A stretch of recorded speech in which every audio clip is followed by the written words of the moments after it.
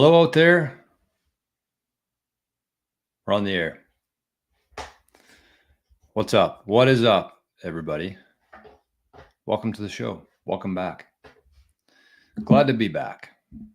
Took a day off yesterday. Not really a day off. It's probably the longest day of my life, but took a day off from the show. I was incredibly exhausted this morning. I almost slept in. Almost said, fuck it. But as rock and roll says, I don't know if he's in the chat or not yet, but as rock and roll says, the show must go on. So here we are. It's going to be a bit of a different show today, a bit of a different vibe, I guess you'd say. No, not really. Just different structure. Just kind of, we're ninja launching this thing. I got things on paper. I got things on the computer. I don't have a very logical way of talking about it today. Thursdays usually are Q&A day, but because of yesterday, I didn't really have a chance to give people a heads up. I didn't feel like scraping through YouTube comments. So I think we're actually going to do the Q&A tomorrow or skip it for this week. But I'm thinking we'll talk about some things today. I have a couple things I want to talk about. A lot of news to get through because we're 2 days behind here. And so what we're going to do is we're going to get through those things. And then throughout the show, I'll probably just, do a Q&A as we go. We kind of do a Q&A every day. That's the beauty of this format, I guess you'd say. Live shows. Got a couple faces in the chat this morning.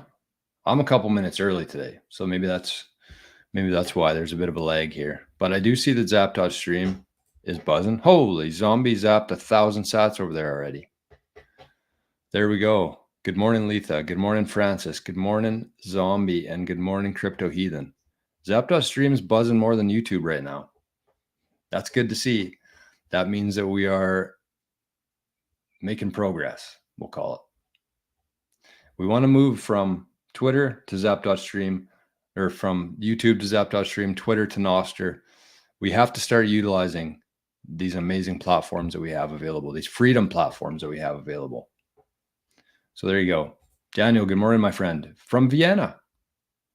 I'm actually going to be no, not Vienna. We were supposed to go to Vienna, but we changed the route.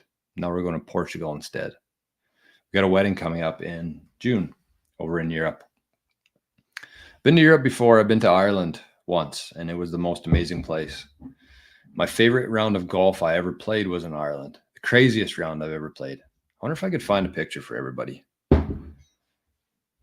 Just because this is a golf show today. It's not going to be all golf. I just wanted to name it that for... you'll see why in a bit. But let's see if I can find this place. It was the craziest place I've ever been to. Played golf on, for sure. Okay, let's watch this. I got her up here. So this is in Kinsale, Ireland. Went there back in 2019, right before the entire world shut down. Look at this place. Okay, so that's the course right there. The whole course is out in the middle of the ocean. You drive, we'll see it again here in a second. But you take the road onto this little piece of property. I don't know how many acres it is, but you take this road right here to the course. And the whole course, there's not a tree on the property, and it's surrounded by the ocean. It's called Old Head Golf Links. And it's pretty crazy. See how, I don't know what this is going to do here. The Old Head story. So you can see, like, this is the gates to get in there. The first settlers came to Ireland more than 6,000 years ago. So on the course, you can see, like, there's different, they're not going to show it on here. There's like old castles. It was so cool to see it, but the atmosphere there was nuts. Like, it was so windy. I played the front nine, and we were there. I didn't bring my clubs because we were there for 2 weeks over in Ireland. Only got to golf twice, but so I didn't have any golf balls. So I bought some golf balls before the round. Very expensive, obviously, as you would expect. And then I think I bought 6 or 9 golf balls to start. And after 9 holes, I had to run back.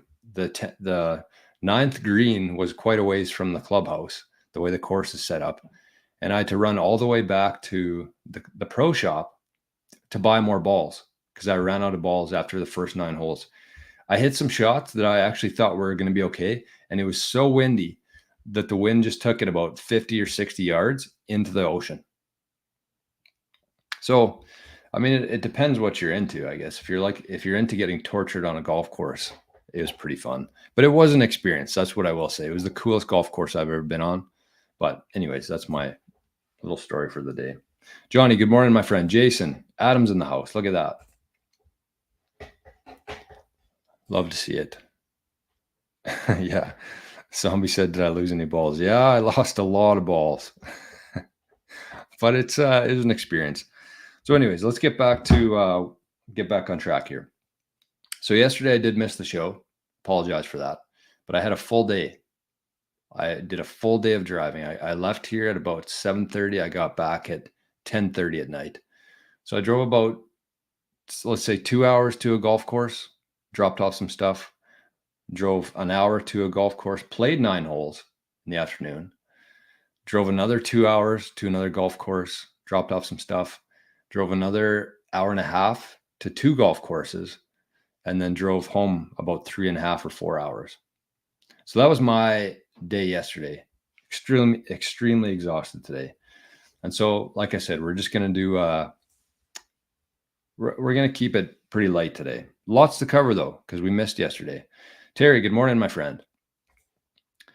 Yeah, Jason, I wouldn't say that I'm a huge fan of wind either. Honestly, I would much prefer to play in the rain as opposed to wind. But it was just, like I said, it was an experience. If you're a golfer, the Scotlands, the Irelands, 6,000 years old. It's so much different than here, right? Like in North America here, everything's more new. Like we don't have that history that they have over there. So it's just pretty cool. Terry says, I watched a great presentation by Jack Mallers at Bitcoin Atlantis 2024. Yeah, that is honestly one of the most underappreciated presentations I've ever seen. He was talking about Bitcoin and time and Satoshi and what he designed here and how it replicates and ties the digital world to the physical world. And I think that I've watched that presentation 2 or 3 times now. And every time I watch it, I learn a little bit more from it. And I might revisit that today. So thanks, Terry, for bringing that up. But it was an amazing presentation, and it represents Bitcoin perfectly and exactly what Satoshi wanted to do with Bitcoin and the time chain. Not the blockchain, the time chain. So heavily recommend that one. DXY is in the house. Good morning, my friend. C here. What does C mean? C here. Is there multiple choice? C. If you ever are in multiple choice and you don't know the answer, always take C. Okay, so let's get to some metrics here. It feels normal again. It feels right. I got my normal outfit on. Took a day off the other day to show off my new Bitcoin 21 million golf shirt, which, by the way, we're in talks with, not in talks, we're actually going to do it with Eric from Juxtapose. So Juxtapose is a sponsor of the show. He makes some really good Bitcoin t-shirts. The one I was wearing the other day on the show. I actually wore it golfing yesterday for the very first day of our Bitcoin golf tour, which I'll talk about later on. But we're going to do some King Golf / Juxtapose themed t-shirts. So I'm thinking about doing a little contest for it. I'm not sure. Probably not. I feel like contests are kind of overdone. But anyways, if you're, I wore it for the show and then I wore it yesterday, back-to-back days. That's how much I love that shirt. I just think there's something cool about wearing, I don't know. I was thinking about this the other day when I was wearing the shirt, but I just feel like there's something about wearing something to do with Bitcoin that might actually catch people's eyes. The shirt says 21 million across it. And I just feel like that, if I happen to go into a gas station or a golf pro shop or wherever, and I had a 21 million shirt on, and all of a sudden there's another Bitcoiner in there, we wouldn't know each other were Bitcoiners just by walking in there together. But if you have a shirt that has anything to do with Bitcoin on it, like 21 million or the B or whatever, I just feel like it's a good way to find people instantly who are Bitcoiners, like-minded people. So keep an eye out for that. But in the meantime, you can get 10% off using 88 sats discount code. There's a thing in the description below. Everything you'll ever need about me and the sponsors of the show, you can always find in the description. There's some good discounts code in there, discount codes, including for some coffee. Okay, let's get to the metrics. Let's quit dicking around here. Enough dicking around. Got to rein her in a little bit. So here are the metrics for today. We are currently at block height 840.825. Fees appear to be back to normal. So if you're a watcher of the show, I've been saying this for a while, but I think that the average fees, no matter what halving we're in, no matter what the price of Bitcoin is, no matter what the block subsidy is for miners, I really think that the fees are going to be between 20 and 50 sats. That's going to be kind of the average. And there's a couple new resources that just popped up. Actually, one of them is Bull Bitcoin. Maybe I can bring it up here quickly. I think I bookmarked it. Yes. So before you send any Bitcoin, you can always go to this site here, feemultiple.bullbitcoin.com, and you can see kind of where we're at right now. So like I said, this is kind of the average for the last year. And for the last 30 days, because fees have been so high, it's very low. So that's kind of what I'm saying is I do think that regardless of what the subsidy is, I think that the fees are always going to be between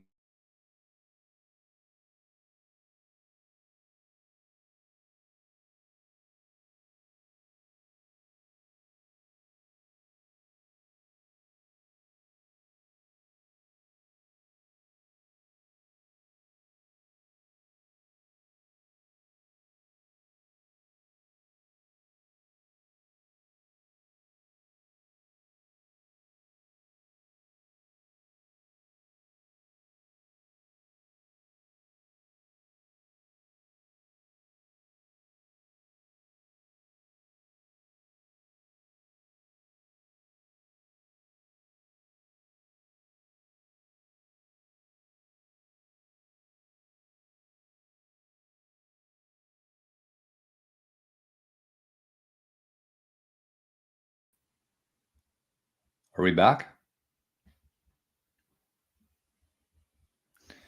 I asked the chat to let me know if you could hear me. And I guess I was muted, so that didn't work.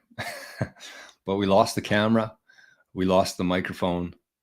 But I think we're back now. I don't know. Anyways, where were we here? Block height 840, 825. The fees are pretty normal. The price dropped a little bit, 64,148. Last year, you could have bought a Bitcoin for 28,000 bucks, and 4 years ago, you could have got one for 7,598 US dollars. The Moscow time today, $1 US will get you 1,564 satoshis, and here in Canada, the price 87,641 Canadian dollars. The Moose Jaw time, which is the Canadian equivalent to the Moose Jaw time, 1 loonie will get you 1,152 satoshis. And you know what I'm about to say next. The deal of a lifetime. Truly. Okay, so let's take a little bit of a breather here now that we got the audio, the video back. Oh. Anything better than coffee when you're tired and kind of chilly? I got shorts on though today. You wouldn't know it, but I have shorts on today. It's beautiful here. Spring has sprung. Get to golf. Got to play 9 holes yesterday for the first time. And okay, so let's I'll give a bit of a teaser in terms of what I'm going to be talking about today, because I think it's important to kind of talk about at the beginning, which I never do. But yesterday we did 9 holes at Wheat City. We started filming the first episode of the Bitcoin Golf Tour. And so what we're going to do there is we're going to apply the same concept to 88 sats, the 88 sats project, which was back in 2023. We found 88 people to invest some Bitcoin. Everybody bought Bitcoin. Everybody moved Bitcoin into the shared wallet. We now have a multi-signature wallet set up for it.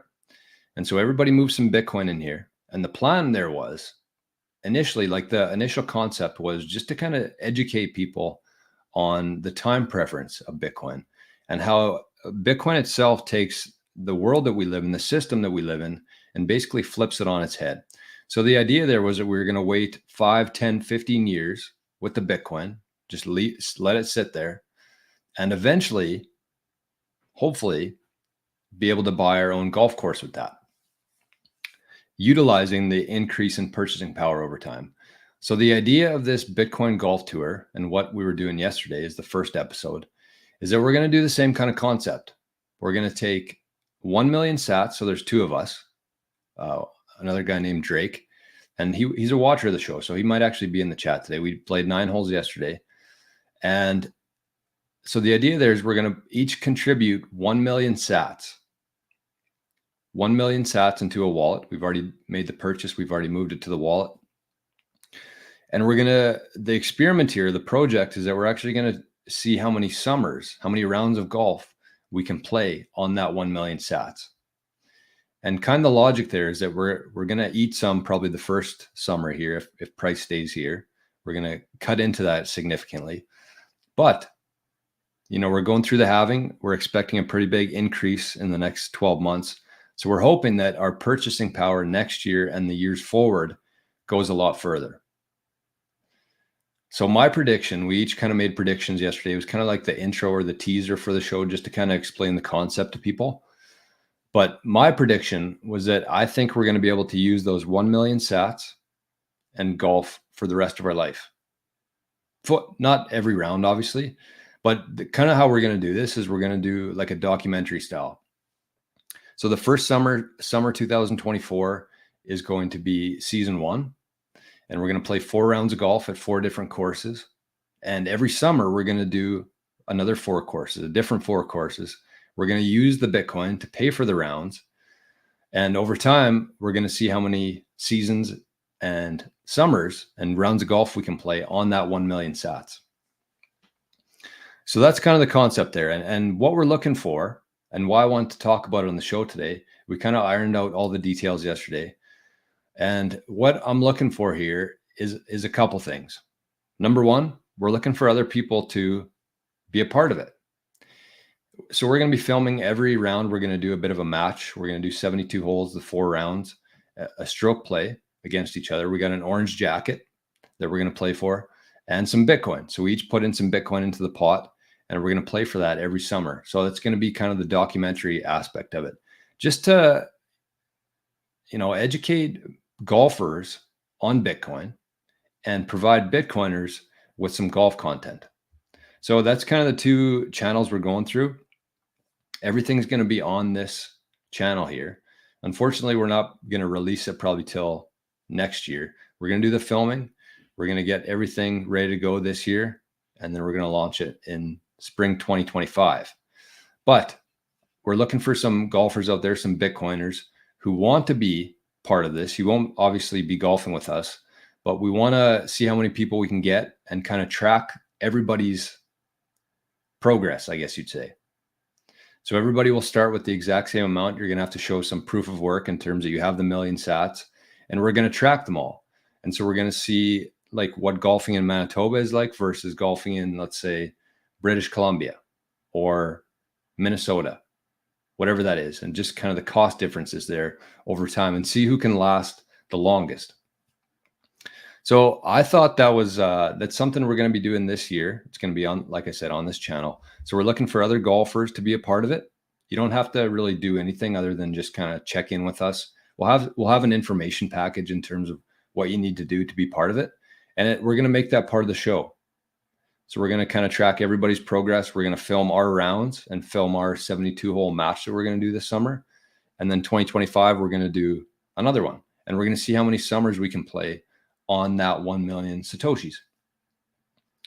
So that's number one. We're looking for some players. We're looking for some sponsors too. Obviously, we're going to be paying for the rounds with our own money, with our Bitcoin, but we're looking for some sponsors just because I think this is going to get a pretty far reach. People seem to like different ideas and concepts like this. And so I do think that there's going to be a lot of people interested in this.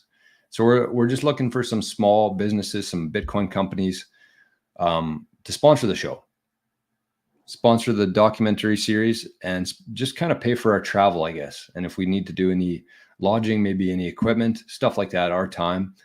But it just seems like a good opportunity for any businesses out there who do want to get their business in front of Bitcoiners and golfers. And the third one is courses.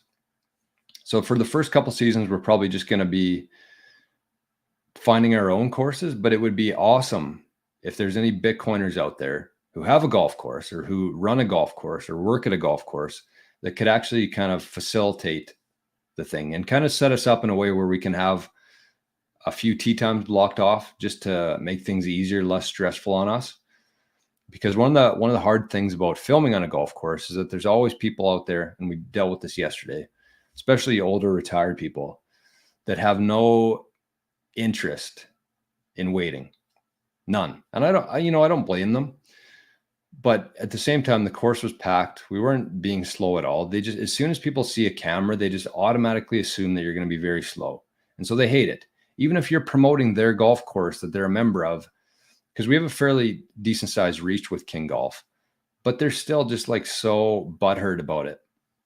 So we're looking for some courses who have any connections to Bitcoiners, so they can kind of just accommodate us a little bit and help us get more out of this project.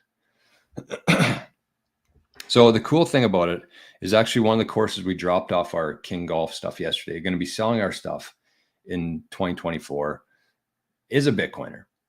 And I chatted with him yesterday. He does watch the show, so big shout out to him. And we're hoping to finish the final round, the 72nd hole, at that golf course. So that's kind of the idea there. And it is a private golf course, so it might have some sort of an impact on us paying for the round with Bitcoin. But what I'm going to try to propose to him, and this might be a way of proposing it to him over the show. He's not watching live, I know, but he watches them later.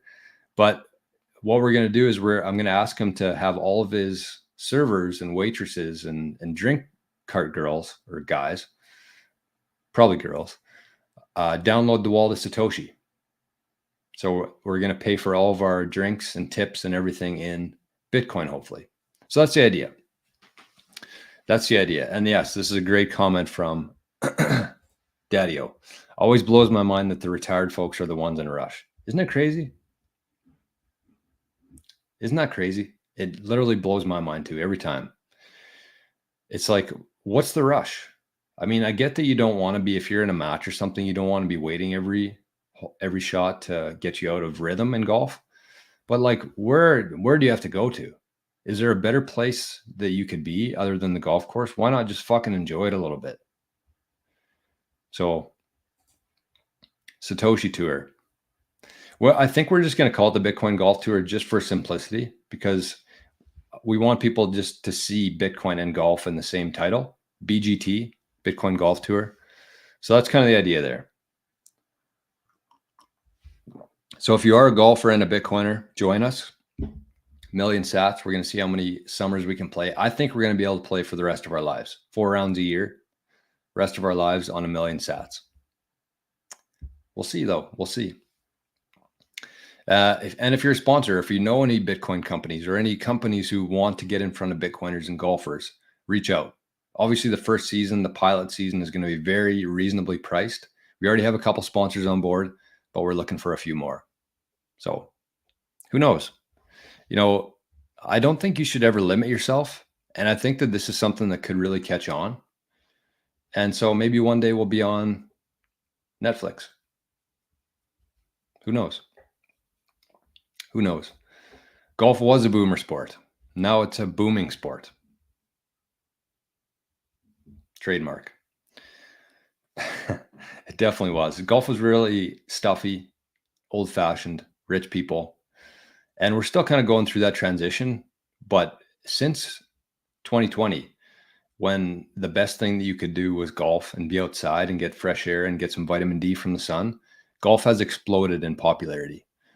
And so we're still going through that phase of like boomers thinking it's a boomer sport, but really it's a booming sport. And there's a lot of new golfers out there.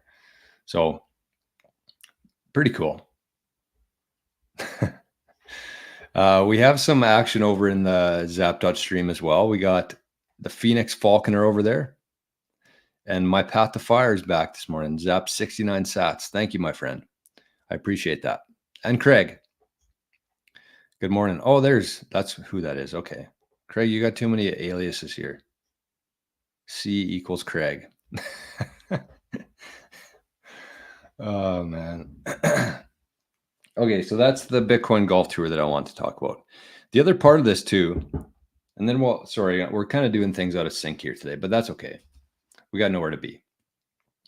The other thing I'm going to do with this is I saw last week I talked about comparing Bitcoin mining to golf, explaining it in a way for people can understand for golfers. And I got a lot of really good feedback on it. And then yesterday I saw a post on LinkedIn, one of my connections on there, pretty much was talking about the exact same thing. He had a big write-up on it. He had a picture of a golfer with Bitcoin on it. And I don't know if he watched the show or not, but I thought the timing of that was pretty suspect. I don't believe in any coincidences. So anyways, that's out there now on his LinkedIn, kind of comparing the exact same thing that I was talking about last week. But what I want to do, because it's golf season, because the Bitcoin golf tour is firing up here this year, I want to do every show, do a little golf analogy for Bitcoin. And at the end of that, I'm going to trim them all out. I'm going to clip them and make them into like a series. Bitcoin explained in golf terms, something along those lines.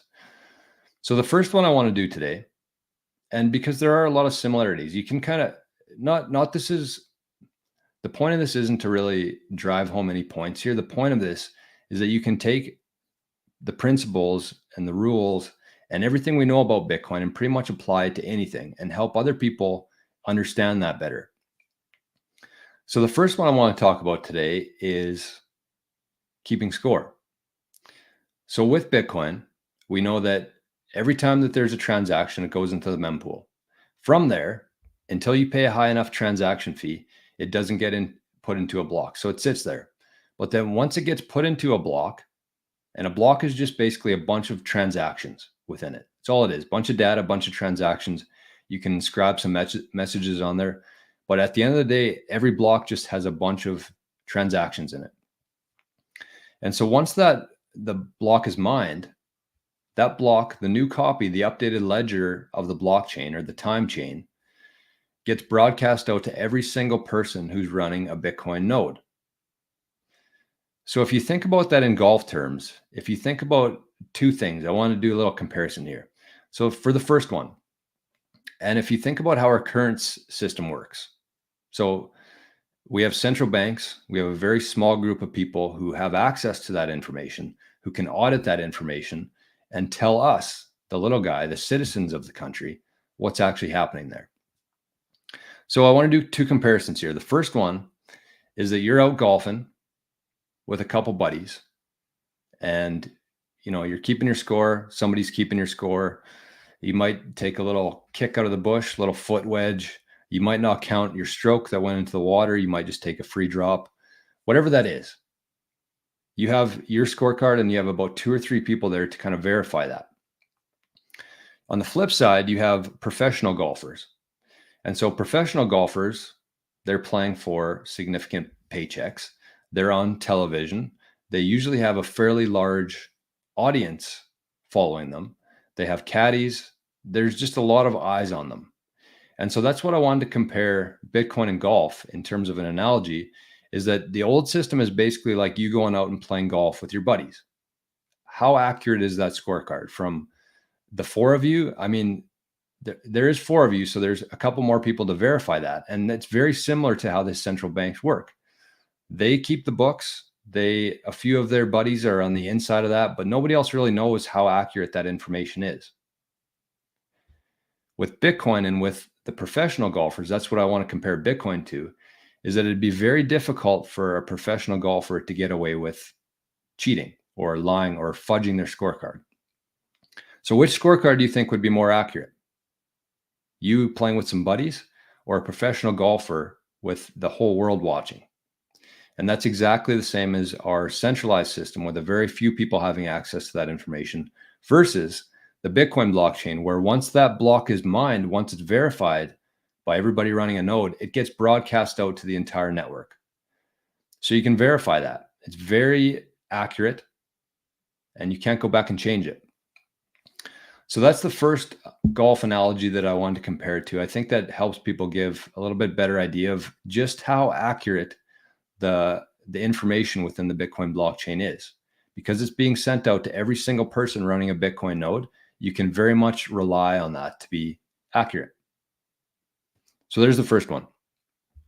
We're going to do those maybe every show for a while. I got about 8 of them here, but didn't want to do them all at once because people would kind of get bored and lose interest in it. So I'm going to do one per show for a while, and then I'm going to put them into a little clip and put it out there for Bitcoin explained in golf terms.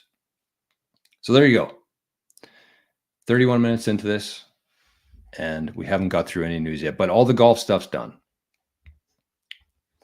So let's check on what's going on here in the chats. Aaron says, golf is super fun, but most of the golfers are kind of uptight. I would agree with that. That's changing, though. Everything's changing. Nothing happens overnight. We're going through this big transition in the world, and golf is part of it. Terry says, I'm more of a tennis guy, though I haven't played in a while due to shoulder injury. Thinking of pickleball now. I've never played pickleball, but it seems to be an up-and-coming sport. I don't know. It's tough to beat golf. Tough to beat golf. I mean, you're outside in the sun, fresh air, hanging with your buddies for 4 or 5 hours. You can drink beers. You can smoke cigars. You can really do whatever you want. You can listen to music. I can't imagine finding a better sport than golf.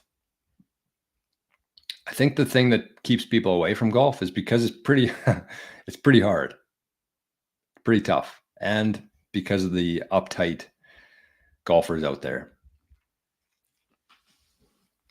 And this is a perfect example of this. Yesterday, we were doing our filming stuff. We're being very respectful of people, obviously, behind us. So we let 2 or 3 groups ahead of us go, just because we were doing some filming on the tee boxes and stuff. And all of a sudden, this group of 4 pulls up behind us, and you can just see people when they're looking at you. You can usually just tell what they're thinking. And I was like, these guys they didn't look happy. So anyways, we pull up to the fairway, we hit our shots. All of a sudden, the course marshal pulls up and says, the guys behind you were complaining that you cut in front of them. And the marshal just saw us the hole before. We checked with the course, make sure we could do all this before we went out there. And the marshal still came up to us and said that. And we're like, okay, well, we didn't cut them off. The only reason why we're ahead of them now is because we let 2 or 3 groups go ahead of us. So it is a shame. And they were 4 guys in their 60s and 70s, probably retired, and just not happy about being outside for very long. Okay, that concludes the golf stuff for today. Let's talk about, I want to talk about the daily block reward today. This was a funny one. I got 2 things here. The first one I'm going to share with you is a comment that somebody left on one of the clips that I made. And we were talking about the national parks the other day and how much is blocked off and owned by the countries and why that is. So this was a comment here from John Perlstein. This is a good one. So he says, perhaps you can show us where the Grand Canyon is blocked off. Have you ever visited the Grand Canyon? Do you know how many hundreds of thousands hike down into the canyon each year? Do you know there are raft trips through the canyon where you traverse the entire length of the canyon? I'm not going to call you an idiot, but you wouldn't be able to pour I'm not going to call you an idiot, but you wouldn't be able to pour piss out of a boot if the instructions were printed on the heel. So he was clearly having a bad day. This was 9 hours ago, so he must have been up pretty late too. But I mean, I don't know what his motives are for leaving a comment like that, or, I looked into it after, and I think it's 177 miles. That's how long the Grand Canyon is. So he said that you can traverse the entire length of the canyon. Maybe, but I have been to the Grand Canyon. It is incredible to see and to be there. But if you think that you can cover 177 miles and know exactly what is in every square foot of that part, plus the width of it, each part is 2 miles long.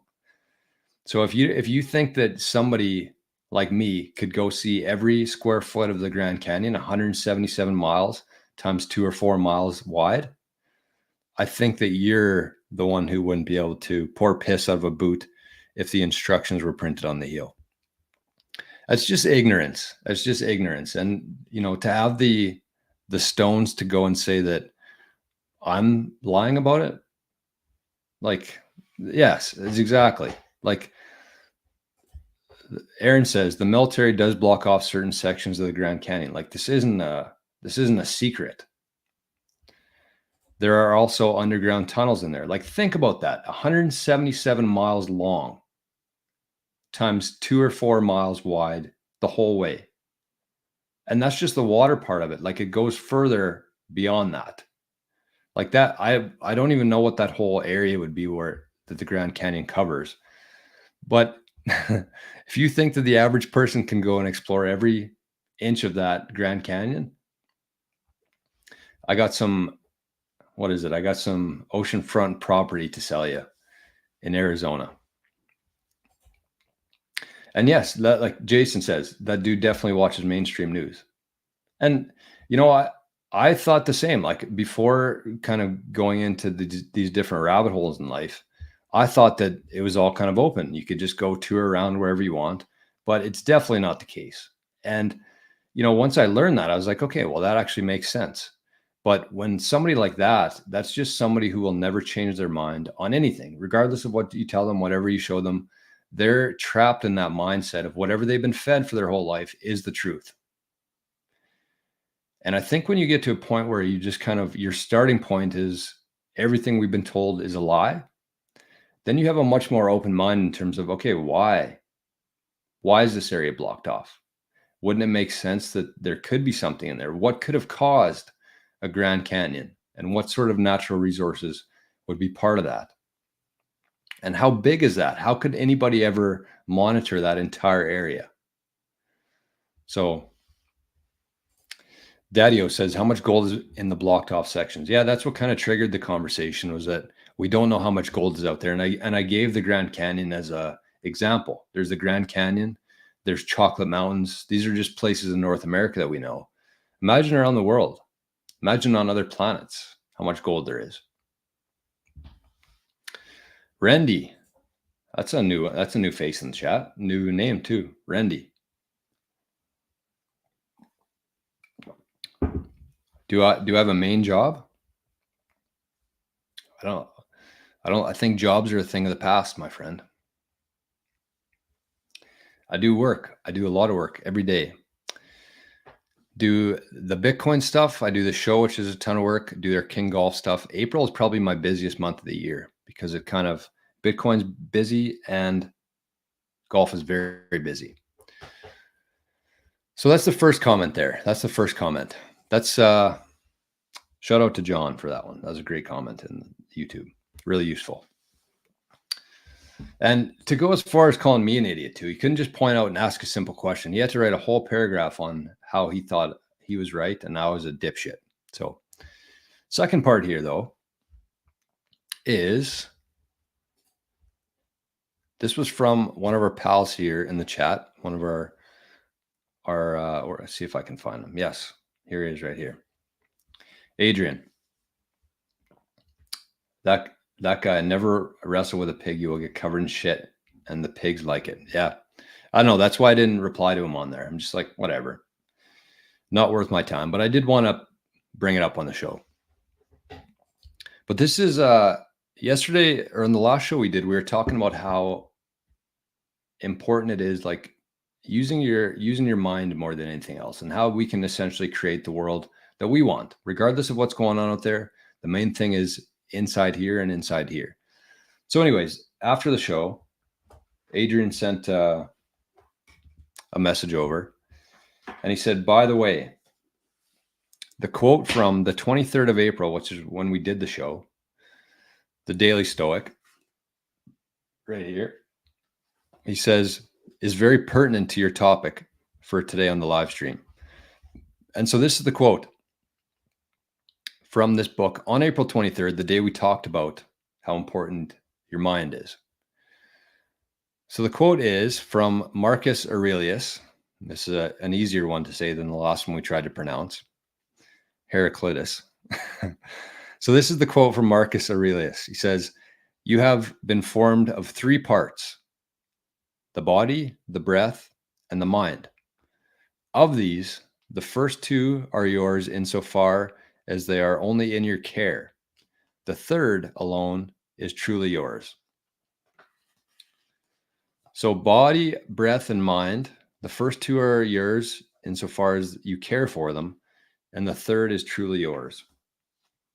So I'm going to read quickly here, because this book here, this is the Daily Stoic, probably one of my favorite books for sure. But it has these quotes from different Stoics throughout time. Lots of Marcus Aurelius in here. But then Ryan Holiday, which is kind of not my favorite guy, but he kind of puts it into normal terms. So this is what he says on it. The body can be ravaged by disease or injured or disabled in a sudden accident. It can be imprisoned or subjected to torture.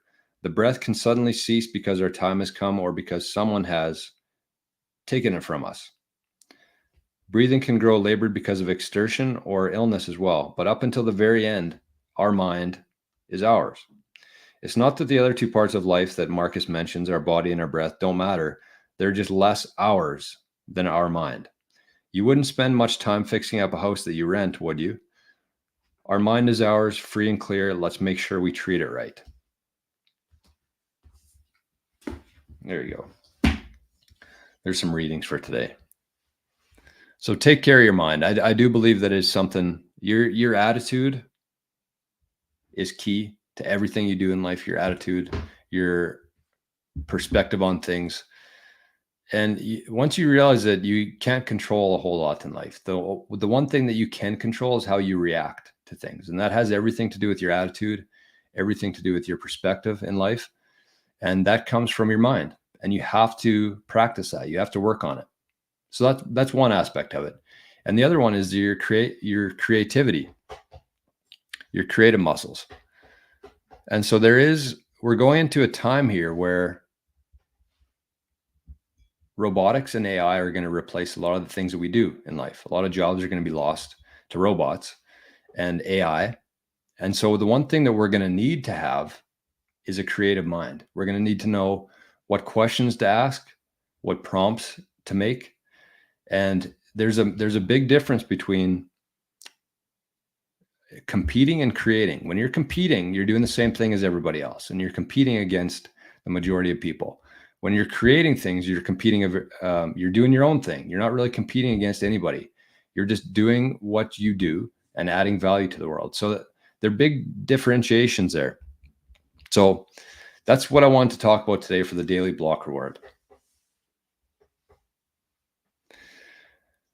Crypto Heathen says, you're making good points, but spending way too much time and energy on a miserable troll. Yeah, you're probably right. Anyways, it's fun sometimes. So let's keep rolling here. Let's get to some news. This was a big one yesterday.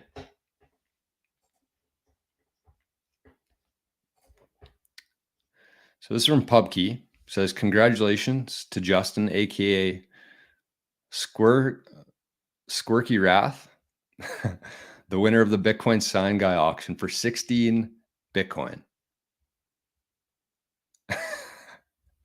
That picture was taken yesterday in New York. So this fella here bought the buy Bitcoin sign for 16 Bitcoin. What's the price of that even? It's got to be close to like $1 million US. No, would it be? I don't know. It's tough to do math live. Anyways, that's how much. This was the picture from the guy sitting behind Janet Yellen in Congress. He held up the buy Bitcoin notepad. That's it. And this fella here paid 16 Bitcoin for it. I don't know. What do we think of that? Is that a good investment? Waste of Bitcoin? Kind of the thing that I thought about when I saw this was that there are a lot of people, I shouldn't say a lot. There are people out there though who have been in Bitcoin for a while now. And they have a lot of Bitcoin to spare. Like, think about it. If you were buying Bitcoin, I know this is very rare and not many people actually kept all their Bitcoin. But imagine if you were buying Bitcoin at $1 or $2 or $100 even, how much Bitcoin you would have, or if you've been mining for the last 10 years. And so to be able to buy a notepad for 16 Bitcoin, and then I was thinking, yeah, it sounds pretty good in theory, but I really believe that as we get through one more cycle, two more cycles, the people who are here today are going to have this sort of ability, fuck you money, essentially, to use in the future. Because the only thing that this guy has done is he was smart enough to buy Bitcoin, but he also had time on his side. That time has gone on. His Bitcoin has appreciated, or everything else has fallen in comparison to Bitcoin. And he's able to buy stuff like this. And I really believe that if you're here today, if you're watching the show, if you're buying Bitcoin, if you're earning Bitcoin, not that this is a real big goal that you want to be able to buy a piece of paper that says buy Bitcoin on it. But I'm just saying, like, that's the only thing that this guy has had was time. So we'll get there. We'll get there. So Daddy-O says the price of that piece of paper, that notepad, was $1 million US. So good investment, or does that might perfectly illustrate how dead our dollar is. When somebody is paying the equivalent of $1 million US for a notepad. Do you know how much $1 million purchased you? Like when I was growing up as a kid, somebody had $1 million house. It was like, took up the whole town pretty much. Now, if you're building a new house in any city, you're not going to be able to build it for less than $1 million. That's how depleted our dollar has become. And that's a perfect illustration of that. Somebody paid $1 million for a piece of paper. Crazy. I don't know about that, but I mean, whatever. It's his Bitcoin. He can do what he wants with it. Yep. Aaron, perfect. He says Bitcoin is basically a live tracker of fiat demise. And I saw that the Japanese dollar, is it the yen? I don't know. I always confuse the Chinese dollar with the Japanese dollar.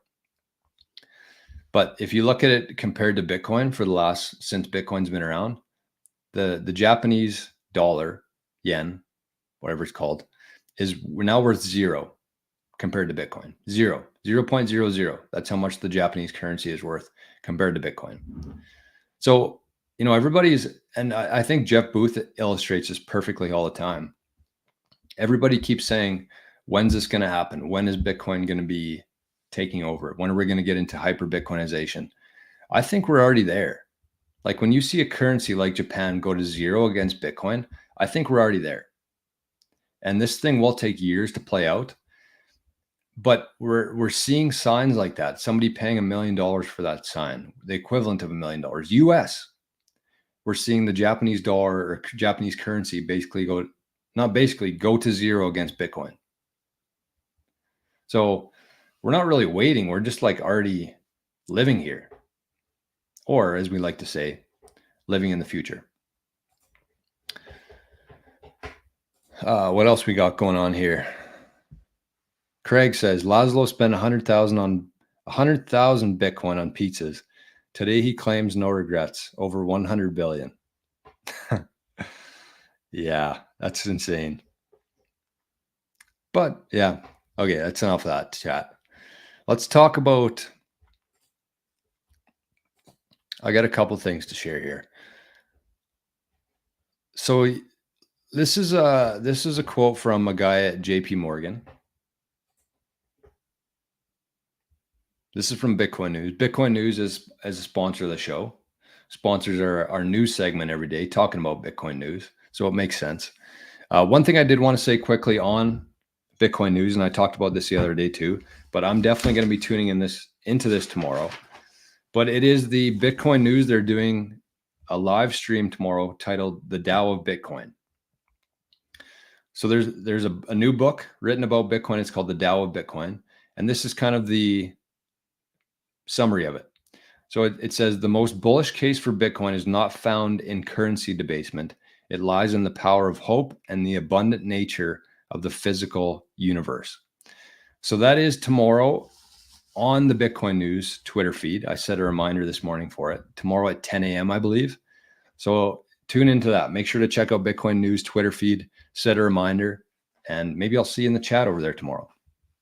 Unfortunately, with Twitter Spaces, there is no chat, which I don't love. But anyways, the next part here says JP Morgan. So this guy, I guess, is just the AI version of JP Morgan. Anyways, another thing I love about Bitcoin News is that if you look through their Twitter feed, they have pictures or videos or graphics on every single tweet.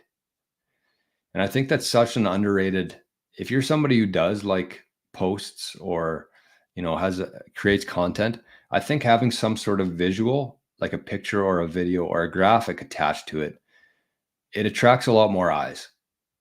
And if you look at a lot of Twitter feeds, it's just a bunch of people writing stuff. And to me, that doesn't really turn me on or attract me to it. Whereas Bitcoin News, they got a picture, regardless of what it is. This looks like the AI version of JP Morgan. But anyways, it says, we do not expect Bitcoin price increases post-halving as it has already been priced in.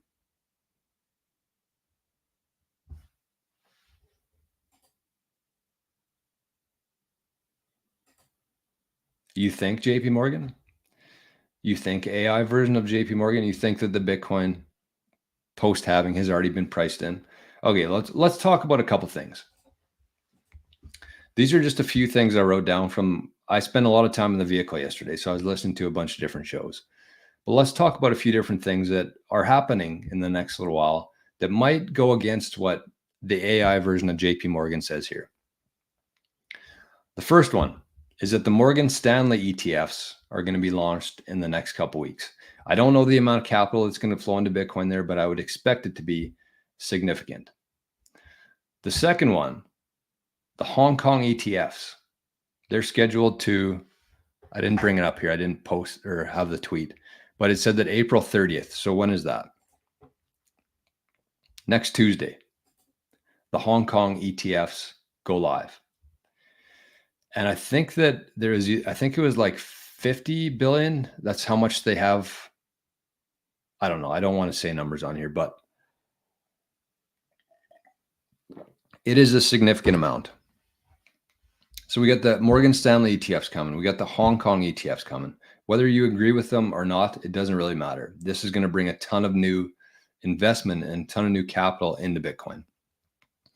And also, if you look at, this was another thing I saw on Telegram this morning, but if you look at the outflows of Chinese dollars, so people are essentially moving money out of their banks and getting it ready for Bitcoin because of these Hong Kong ETFs. So they're expected to launch April 30th, 2024. And if you look at the Chinese dollar, the yen, I'm calling everything a yen today, the outflows, I think it was a record amount of outflows in the last week from Chinese banks. So they're getting ready for the ETF launch next Tuesday. The second one here, or the third one, I guess it is. Oh, here it is. I did bring it up. We'll bring it up on screen quickly here. So this says Chinese FX outflows soar, priming the next Bitcoin surge. So it says last October, when we pointed out that China's outflows, FX outflows, had just hit a whopping 75 billion, the single biggest monthly outflow since 2015, we concluded that the unfavorable interest rate spread between China and the US, blah, blah, blah. Okay, I probably should have read this before reading it here. But this is the tweet. Yes, this is from October. Okay, where are we here? I thought this was current. Okay, well, we're not going to read this whole article. Sometimes you just have to skim over. Oh, this is from yesterday. So I guess they talked about it in 2023. That was the new record, the record at the time. But it looks like in this last week, it's been even higher than that. So that is what's happening over in China as they anticipate the Hong Kong ETF. And the next one here that I wanted to show you is this. This is a big one. Bitcoin mining difficulty reaches a new all-time high of 88 trillion. This is from Bitcoin News yesterday. So we have the Bitcoin mining difficulty. And essentially what that means is that when the Bitcoin mining difficulty is going up, that means that the hash rate, there's a lot of people plugging in miners. And historically, what we've seen post-halving is that because of the rewards, they get cut in half for miners. A lot of miners shut off. They power down. And we've seen that in every cycle leading up to this one, except 2024. So we're seeing the mining difficulty hit an all-time high. We've seen the hash rate hit an all-time high after the halving, which is absolutely unheard of. So think about that. Think about what's happening there. That people, miners, Bitcoiners know what's coming here. They're not powering down. They're taking, even if they have to eat some electricity costs for the next little while, they think it's more profitable to be mining Bitcoin right now or trying to solve the next block as opposed to powering down, which we've never seen before. And we've never seen an all-time high happen before the halving either. So my prediction, as I've said, I think the summer is going to be kind of a sleeper. There's going to be the ETFs who are buying as much as they possibly can. But I think later in the summer into the fall, that's when we're going to see some unheard of, unprecedented movements in Bitcoin. Okay, sorry, I missed a couple chats here. King, good morning, my friend. Summer Breeze says 150,000 soon. I don't know. I think we're going to get, personally, I think we're going to get much higher than that this cycle. In the next 12 or 15 months, I have no idea when. I think it's going to happen late summer, early fall. But I think we're going to go much higher than 150,000. I think that's going to be a joke. Once we get to 100,000, though, that's when people are going to start paying attention, the retail. And Terry says, are the Hong Kong ETFs convertible to actual Bitcoin? Yes, they are. They are the in-kind Bitcoin ETFs, which means that if you hold the ETF and you decide to sell it, you can actually cash that out for Bitcoin. The American ETFs, they aren't in-kind. If you want to cash out your American ETFs, you have to take it out in fiat, in the US dollar. Whereas the Hong Kong ones, and I don't know how much this is going to attract from other markets around the world, I would expect a lot because that's a much preferred way of doing it. Their management fees are going to be higher, but they are in kind, which is big. You don't have to cash out into dollars and then buy Bitcoin again if you want to. You can convert that directly into Bitcoin. They'll send you the Bitcoin when you sell your Hong Kong ETF. So that's a big one. That is a very big one. I think that will attract a lot of people once they kind of figure out what's going on there. Okay, so that is that's what I wanted to talk about. And there's also reports of, what was the other one? India. Binance got I heard this from Bitcoin Ben yesterday. Binance got a license unrestricted license in India. So what does that mean? That's a pretty big deal. Ben said that if only 5% of India got into Bitcoin and started using Binance, it would double the amount of people in Bitcoin today. 5% of India. India is massive. Somebody, I think on a show yesterday, said that there's 1.4 billion people in India. I didn't realize it was that big. I knew it was big, but I didn't realize it was that big. Okay, I was going to talk about the mining stuff, but I think I'm going to save that for another day.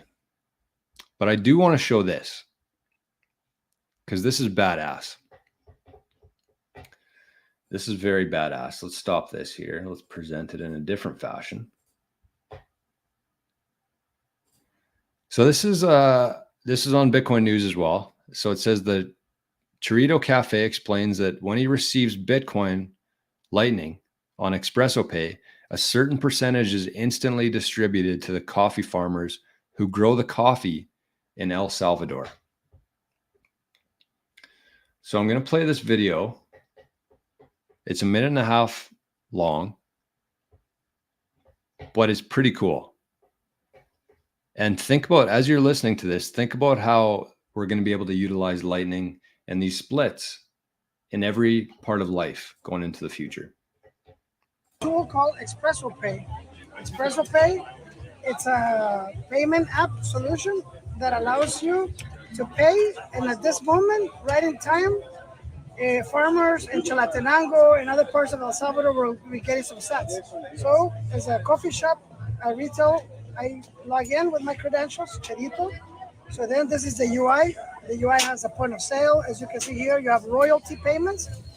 We can control how much, for example, he can get tips and then all the farmers in real time. You cannot do that with American Express. So how much is it? It's one frappe. Yes. So we're gonna charge my friend here $3. So we're gonna generate an invoice for $3, and it's gonna generate a QR. So we're gonna turn on the NFC activation, and right there, waiting for payment. Go ahead. The button. Right there. So it's successfully read, and in a couple of seconds, it's gonna process the payment. There you go. In a little bit, people are gonna start sending me the messages. Oh, are you using Expresso Pay? Because they're getting sats. So when I go here to transactions, right now it's a proof of concept because we're building also solutions so that they can have.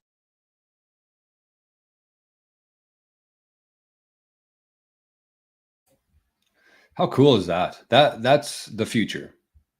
You just saw a glimpse into the future. Think about how that's a shop in El Salvador. So, I mean, it looked actually decent UI, which is the interface on the app. It looked pretty easy to navigate there. But this is like the very first edition of this in El Salvador. So he's accepting, he has a connected with Lightning. I wasn't sure if that was like a credit card that he paid with or a Bitcoin card. I'm pretty sure it was a credit card though, because he said that he enabled the NFC tap on it. So anyways, like think about what's going to happen there when it instantly converts into Lightning. And within Lightning, you can set up splits that's sent to whoever you want to. So in this case, he was sending sats to all the different farmers, coffee farmers in El Salvador. So every time he had a sale, he could actually set it up to have a split where it sends sats to every single farmer in El Salvador. So think about that, how we're going to be using it. Think about how our restaurants work now, where if you give somebody a tip, you give your waitress a tip. Think about how many people were involved, how many hands touched your meal to serve it to you, to cook it. Think about how many hands touch that. And think about how hard it is now to split out the tips. I think that they spend quite a bit of time after every shift splitting up the tips, paying out the cash, figuring out how that relates to the Interact balances, taking those out of there, all that stuff.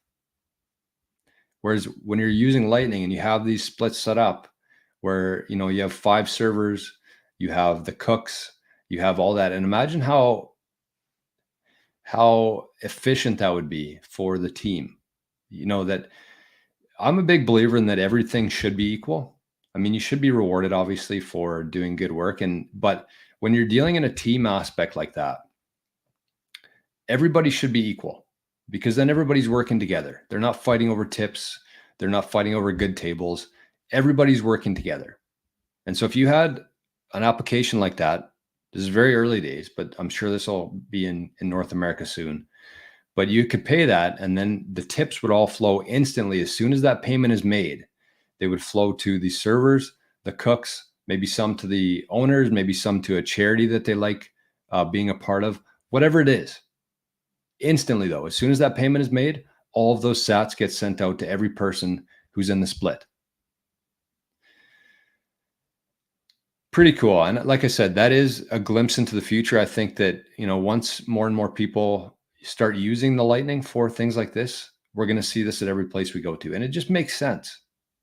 And when things make sense, that's where humans usually flock to. So that was pretty cool. Wanted to share that. What else we got here? I think that's pretty much it. Let's keep the show shorter today. I do have a lot of stuff to do. But with that, I think that's all I wanted to talk about today. Hopefully I didn't miss anything.